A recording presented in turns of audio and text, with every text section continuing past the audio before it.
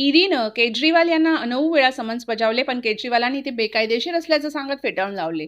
त्यानंतर गुरुवारी केजरीवाल यांना अटक करण्यात आली. लोकसभा निवडणुकीच्या तारखा जाहीर झाल्या आहेत. त्या पार्श्वभूमीवर प्रचारालाही वेग येऊ लागला आहे. अशा परिस्थितीत केजरीवालांना अटक झाली आहे. लोकसभा निवडणुकांसाठी 7 टप्प्यांमध्ये मतदान होत आहे. त्याची सुरुवात 19 एप्रिलपासून आहे. पण त्यापूर्वीच केजरीवाल यांना अटक झाल्यानं या टायमिंगवर विरोधकांकडून प्रश्नचिन्ह उपस्थित केलं जात आहे. केजरीवालांना ज्या प्रकरणात अटक करण्यात आली आहे ते प्रकरण गेल्या 2 वर्षापासून सुरू आहे. दिल्ली सरकारनं 2021 मध्ये अबकारी कर धोरणा जाहीर केली होती. त्यात झालेल्या घोटाळ्याच्या आरोपात 2023 पासून मनीष सिसोदिया आणि आम आदमी पार्टीचे खासदार संजय सिंग हे देखील तुरुंगात आहेत.